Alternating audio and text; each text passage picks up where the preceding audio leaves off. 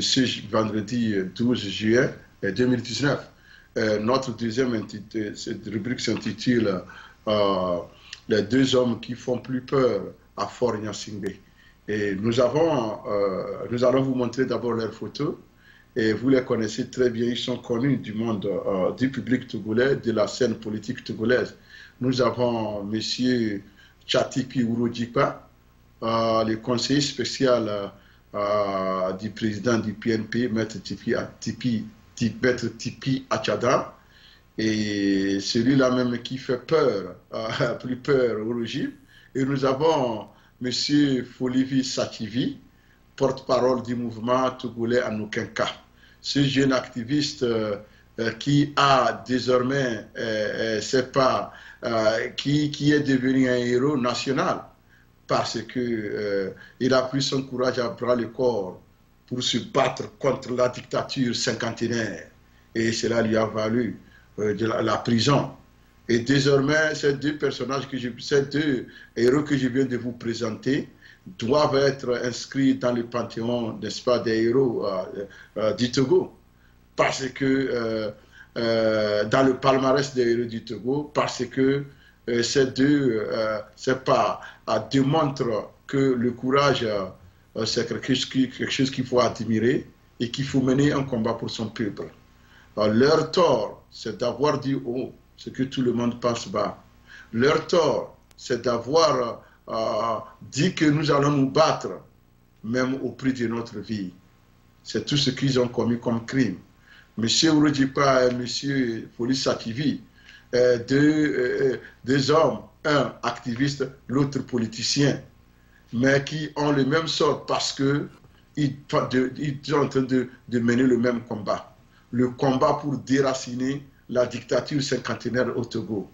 Et donc, ce qui a valu à M. Ourodjipa depuis 2 mois contre toutes les lois, même si les lois étaient injustes au départ, contre toutes ces fausses lois-là que la République togolaise applique. Les lois dont les magistrats véreux, les magistrats qui ont perdu le sens de dignité, continuent par fermer les yeux, à violer à longueur de journée. Au Togo, le code, c'est pas pénal togolais.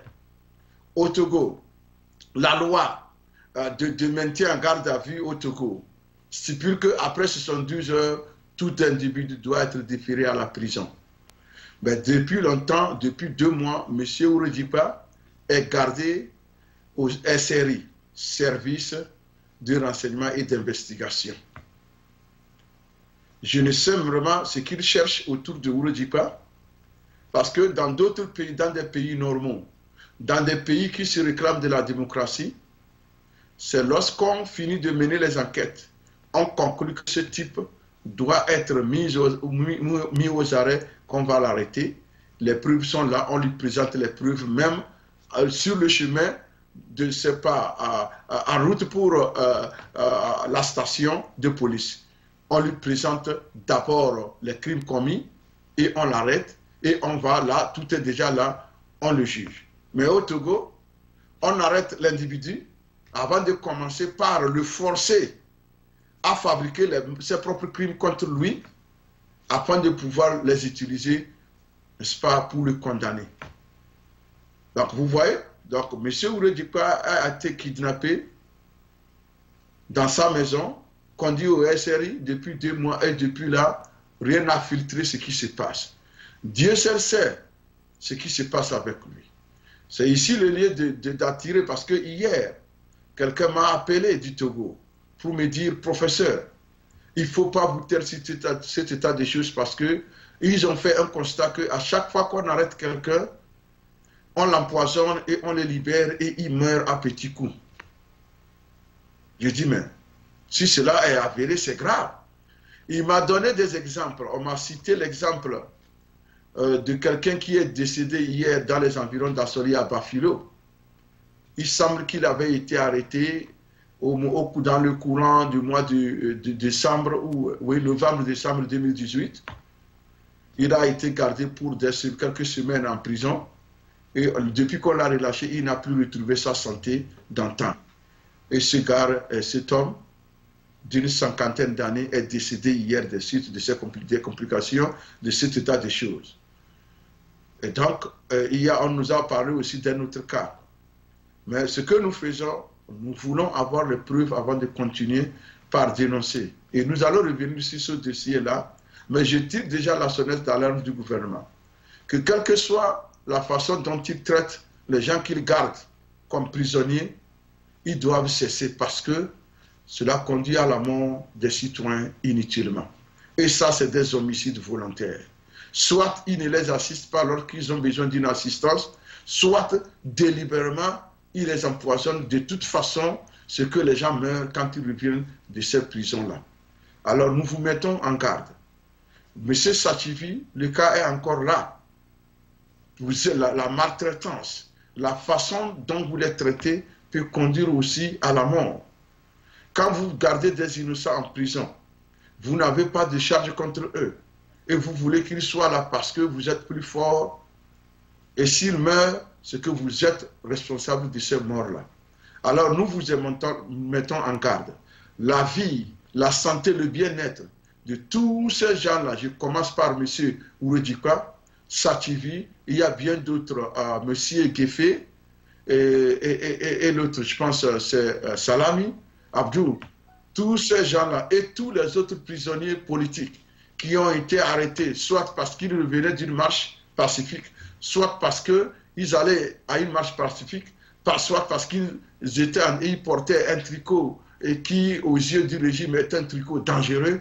Toutes ces personnes-là, nous mettons leur vie, leur bien-être dans les mains du régime. Parce que toute mort d'une de ces personnes-là est considérée comme homicide volontaire. C'est parce que nous apprenons qu'il y en a qui sont malades et vous leur refusez l'assistance médicale. Ça, c'est la cruauté. C'est ce qu'on appelle cruauté même. Quelqu'un est, n'est-ce pas, sous votre, c'est pas, il est comme prisonnier, il est embrigadé par vous et il est malade, vous ne voulez pas permettre à ce qu'il se fasse soigner. Est-ce qu'on peut commettre encore un crime plus odieux que ce crime? Non-assistance de personnes en danger. Pourtant, toutes les lois de tous les pays sont contre cet état de choses. Nous vous demandons, messieurs les gouvernants, vous voulez gouverner pendant longtemps, sans fin. Ça fait votre problème. Mais laissez les populations en paix. Ces paisibles citoyens que vous avez, c'est pas à vous garder dans vos prisons. Les prisons sont pleines de gens innocents. Pourtant, les criminels, vous-même, à commencer par le premier jusqu'au dernier, les crimes que vous avez commis doivent, n'est-ce pas, vous interpeller. Est-ce que vous n'avez pas ordonné l'assassinat des enfants? L'assassinat, n'est-ce pas, des citoyens, des paisibles citoyens? Bastonnade des paisibles citoyens, incendie des marchés, incendie des mosquées, brûlure des livres saints. Tout ça là, c'est des crimes que vous avez à votre actif. Et pourtant, rien ne vous inquiète. Vous êtes encore là pour continuer par commettre ces crimes-là, par les perpétrer, parce que sitôt qu'on peut commettre des crimes impunément, on le peut légitimement. C'est votre mot d'ordre désormais. Et nous vous disons que, tôt ou tard, votre passé finira par vous rattraper.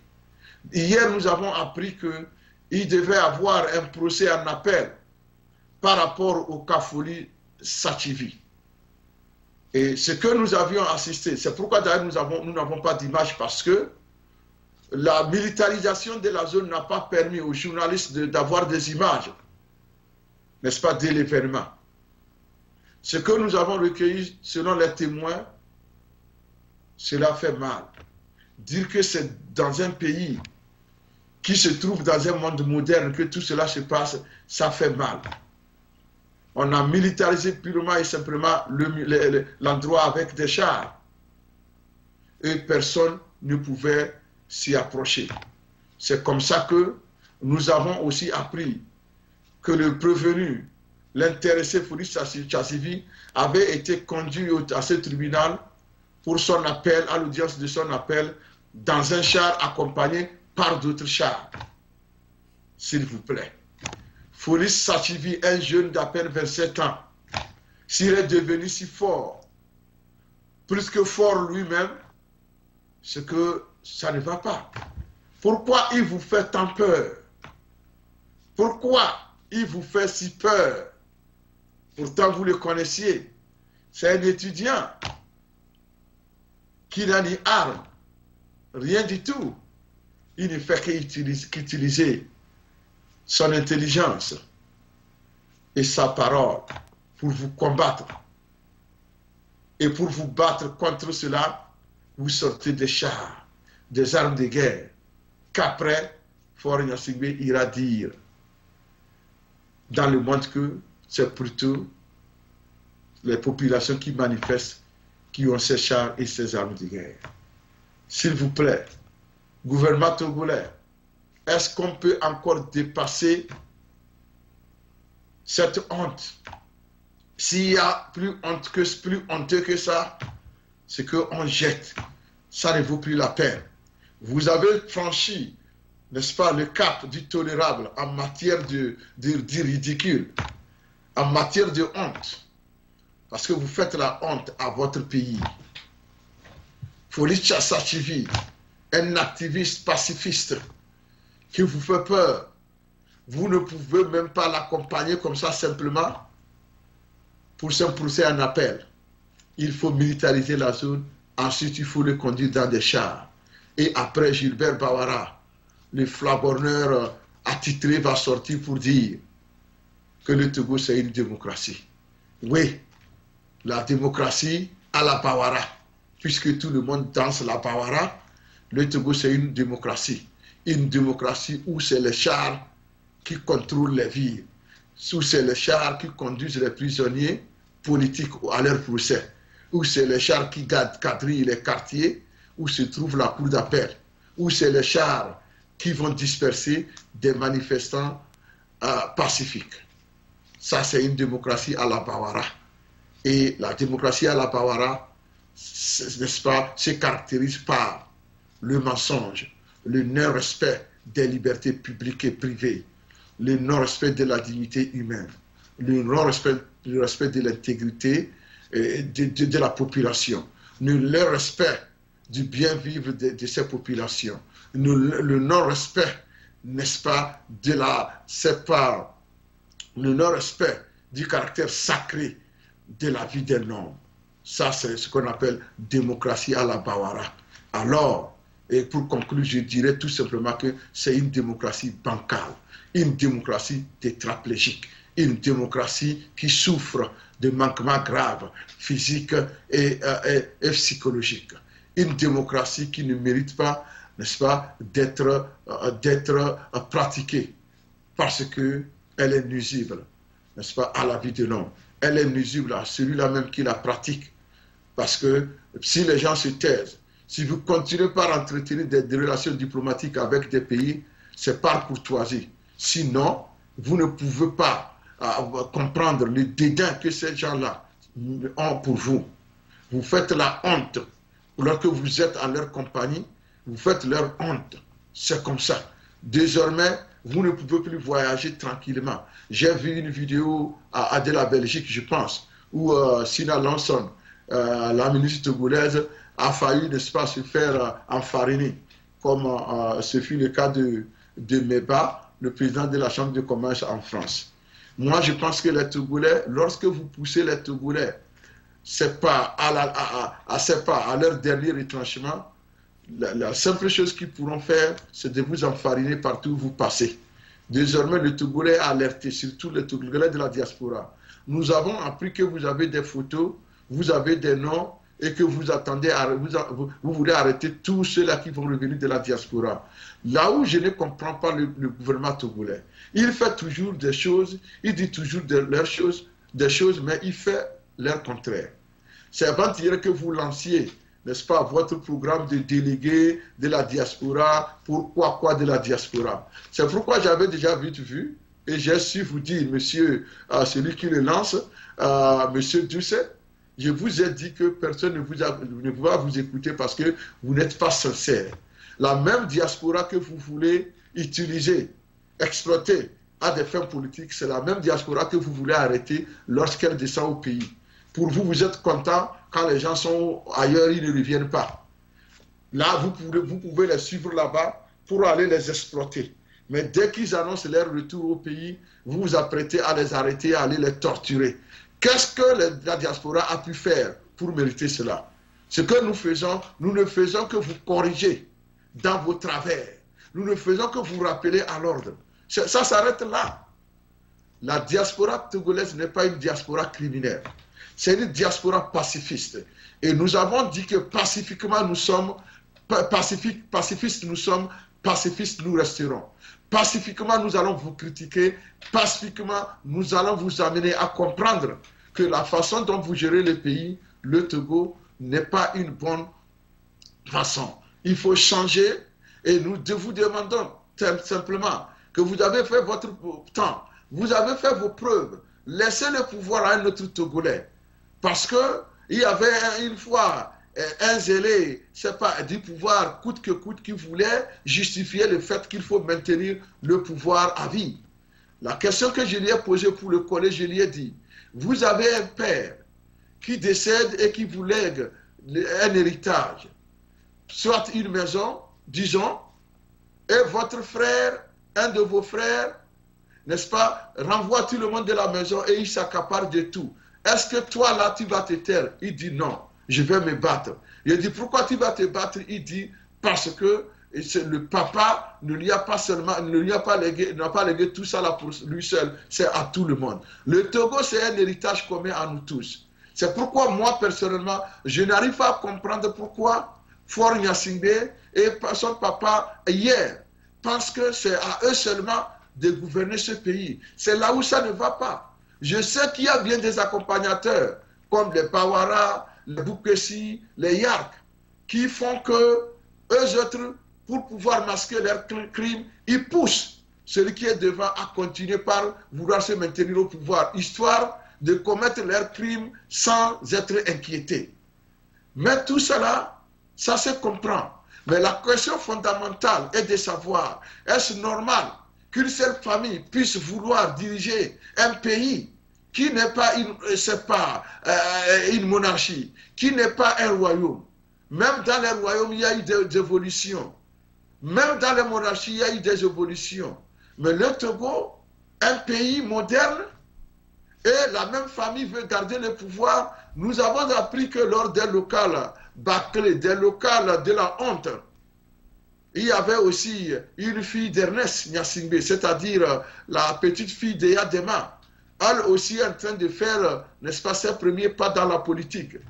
Et vous verrez des idiots, des maboules d'IRPT qui vont vouloir proposer cette jeune fille-là comme président un jour.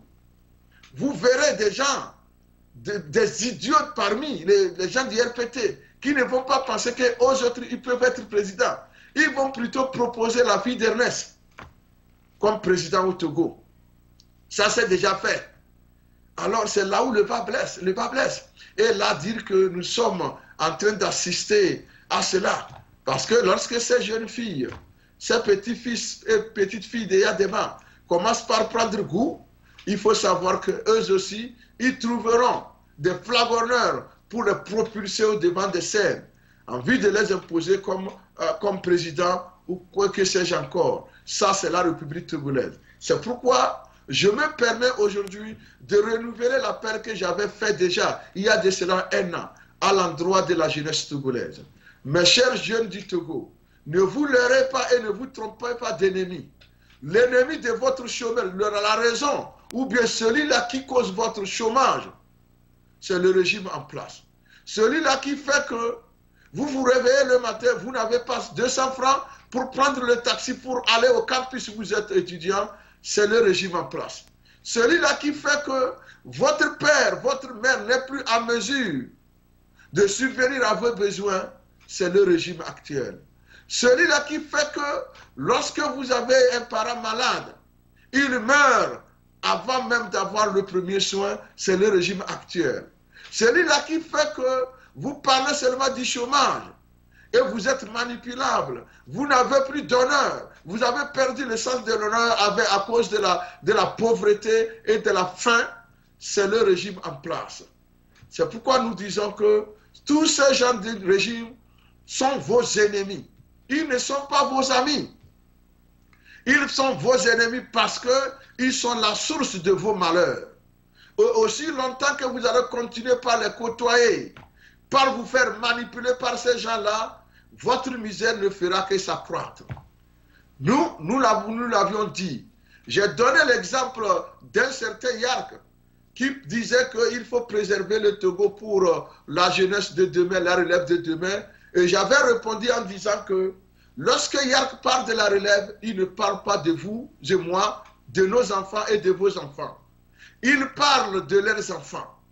Il parle de leurs enfants et de leurs petits-fils et de leurs petites-filles.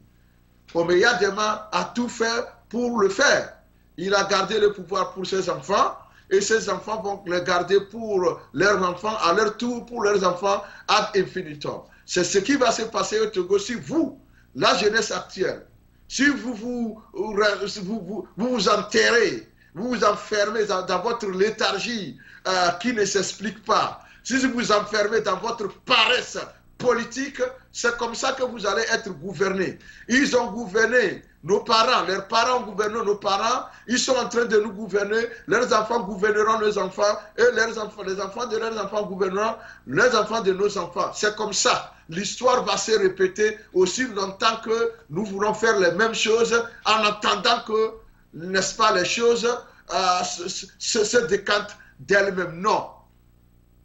There's no free lunch in this world. Pas du tout. Il n'y a pas de déjeuner gratuit. Il faut souffrir avant de l'avoir. Il faut payer avant de l'avoir. Il faut le mériter. Alors, jeunesse togolaise, nous vous voyons, on vous a observé pendant 2 ans. Il y en a déterminés, mais il y en a qui est encore là. Lorsqu'une scène se passe, on se précipite à prendre les photos au lieu, n'est-ce pas, de faire ce qu'il faut pour pouvoir, n'est-ce pas, être clair. On vous demande de manifester. Les autres manifestent, vous sortez, vous prenez les photos, vous ne joignez pas les manifestants. Qu'est-ce que vous voulez recueillir? Les photos, c'est quoi? Nous assistons à des comportements vraiment bizarres. Une jeunesse qui ne se retrouve plus. Une jeunesse qui n'attend que de l'argent. Nous avons appris que des gens qui ont été recrutés par des partis politiques pour servir d'agents électoraux pour pouvoir surveiller les urnes, sont allés, ils se sont permis, ils se sont fait corrompre avec 1000 francs CFA pour pouvoir regarder de l'autre côté lorsque les criminels du RPT-UNIR étaient en train de bourrer les urnes. Vraiment, cela me fait mal. Dire que ça aussi, c'est une jeunesse togolaise. Dire que ça aussi, ça mérite, n'est-ce pas, d'être appelé togolais, ça me fait honte. Vous ne pouvez même pas défendre votre patrie parce que accepter la fraude de la sorte, c'est être un traître à sa patrie. Et c'est ce que vous venez de commettre comme traîtrise, comme bêtise. Accepter de l'argent pour ne pas dénoncer les fraudes, c'est vendre votre patrie. C'est grave parce que le vote a un caractère sacré. Même si le RPT l'a désacralisé déjà, l'a banalisé, il devait quand même moralement maintenir théoriquement son caractère sacré. Et toi, le jeune, qui accepte de prendre 1000 francs, 5000 francs pour vendre ton honneur, honte à toi. Tu es la raison pour laquelle les forts continuent par gouverner. Les forts ne gouvernent pas parce qu'ils sont plus forts, mais ils continuent par gouverner parce que vous cette jeunesse-là, ce type de jeunesse-là, vous êtes faible d'esprit, vous êtes faible psychologiquement et vous êtes à la limite un criminel politique parce que vous avalisez le pauvre, vous avalisez l'impensable. Alors je t'interpelle, il faut me prouver le contraire. En ayant ce sursaut-là, en reprenant rapidement conscience. D'abord, la conscience, une conscience individuelle, puis une conscience collective, afin, n'est-ce pas, de faire barrage à toute idée de 4e mandat pour ce régime-là, plus particulièrement pour Faure Gnassingbé, qui semble se moquer de tout le monde.